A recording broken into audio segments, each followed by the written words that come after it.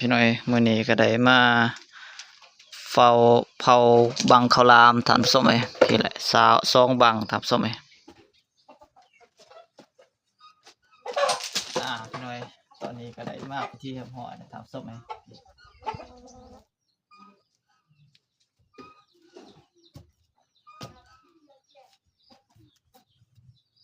ลองจอกกระจุกล่ะ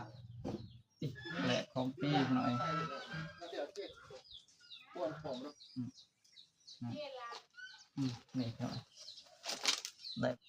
แซ่บพี่น้อยเจ้านั่นแหละเจ้าคนไหนอีนวลนะ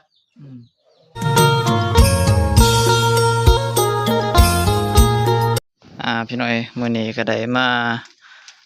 เฝ้าเผาบังข้าวหลามท่านผู้ชมเอ้ยพี่แหละ2บังท่านผู้ชมเอ้ยก็ปีนี้ก็บ่ทันได้กินจักเทื่อพี่น้อยกำลังมื้อนี้ก็สิได้มาเผาตอนตัดตอนสร้างหน่อยบ่ละไตก็บ่ได้ถ่ายพี่น้อยลองกินบังข้าวหลามข้าวไหม้พี่น้อยก็ข้าวใส่ข้าวกับน้ำซื่อๆแหละท่านผู้ชมเอ้ยให้มันหอมก็คือไม้ไผ่บ้านพี่น้อยแล้วก็ไม้ไผ่เป็นไม้ไผ่ที่ไหม้หั่นแหละท่านผู้ชมเอ้ยไม้ไผ่ปีนี้ท่านผู้ชมเอ้ยอีก2บังจักหน่อยก็สิได้มาพาเบิ่งบังหนึงให้พี่ให้น้องได้มาเบิ่งมาชมน้ำกันพี่น้อยก็สิได้กินลองเบิ่งท่านผู้ชมเอ้ยบ่เคยปีนี้บ่ทันได้กินจักเทื่อพี่น้อยกำลังปีนี้กำลังเทื่อนี้มื้อนี้พี่น้อยก็สิได้มาลองชิมเบิ่งพี่น้อย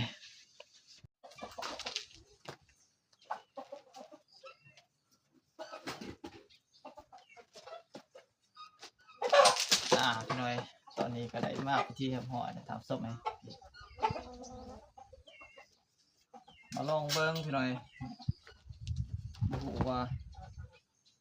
มันสิอันนั้นหรือบ่พี่น้อยมันสิเป็นหรือบ่คือว่าหน้าขนาดจักมันสุกจักบ่พี่น้อย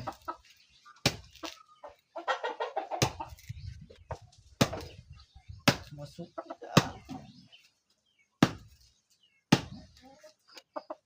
โอ้ยยานว่าบ่สุกครับ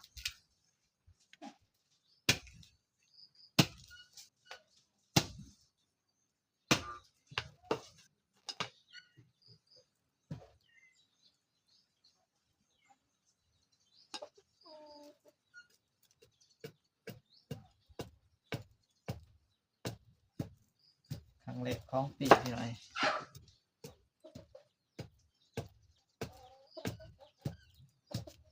เสียดายพี่น้องไอ้บ่ได้ถ่ายแต่ละขั้นตอนพี่น้อยให้พี่น้องได้มาเบิ่งมาชมพี่น้อย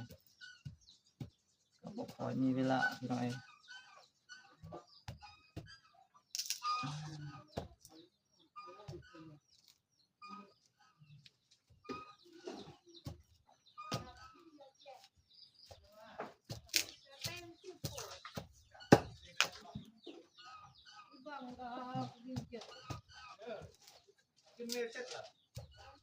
โ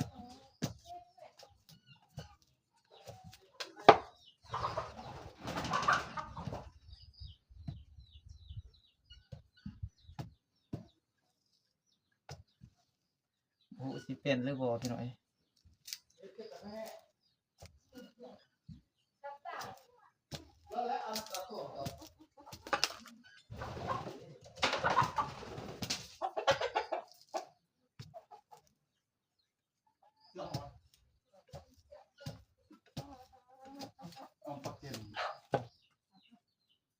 ว่างอ่ะ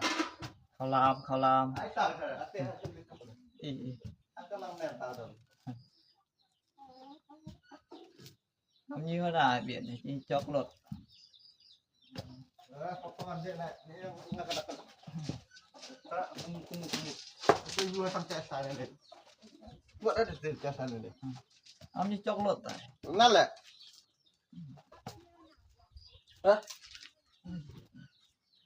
ต้องสอบเลย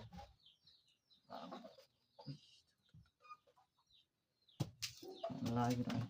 นี่ขนาดซับซ้อนรถเก๋งเต็มอ่ะแง่เลยจีเตียนเท่านี้นะตัวเข้างานดีแล้วจะอะไร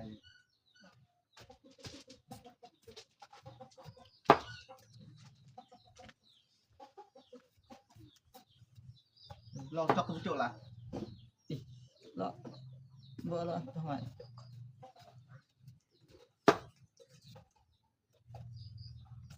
แค่ดาวแล้วเนี่ย thì ai chơi từ cái chỗ đi bro แค่ตัวอะไร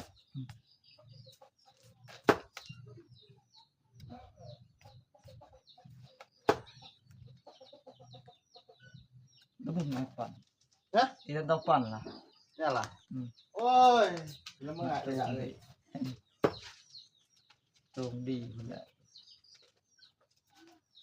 ในราคาต่างเกาะไหม ừ.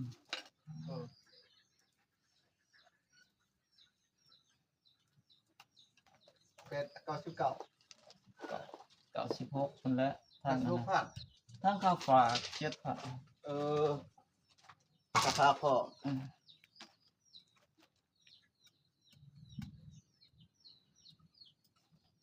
ตอนนี้ไปพูดแล้วตั้งตำในเรียงนั่นไง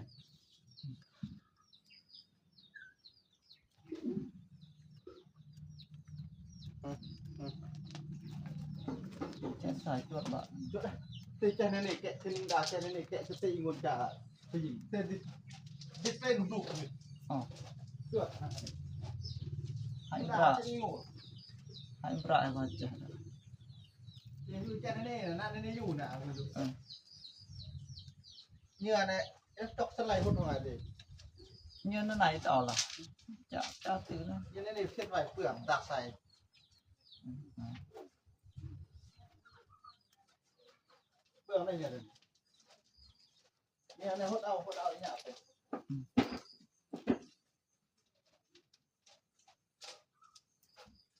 Ừ. rồi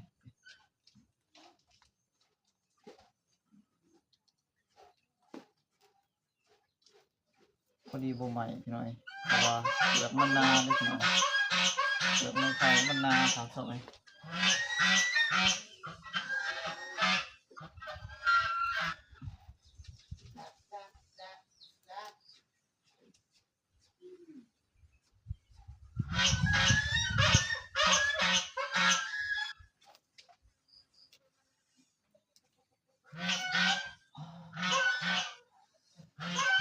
wow thì nói thằng lẹ không pi nói เดี๋ยวเจ๊ปวดผมเราเปลือกอีกอย่างสาวเราเปลือกดีนะการจิต ừ. ขาดมาเรียบร้อยเลย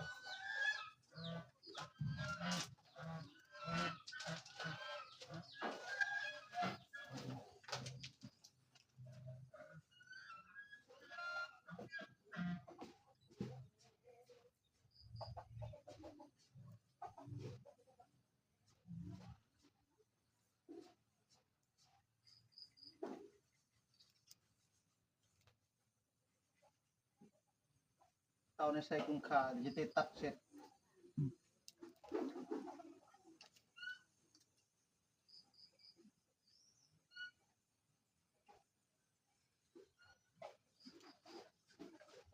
พลา นี่ครับยาวโหดนี่หน่อยได้มาประมาณนี้ทำสมยาวพอสมควรทำสมเลยขาวพี่หน่อยโบแมนดำนิดหน่อยแสบๆพี่หน่อยหักไปพี่หน่อยยาวโหดมันหักทำสม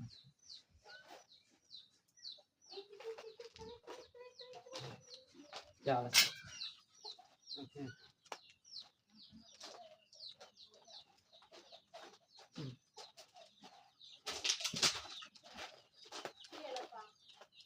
แสบพี่หน่อย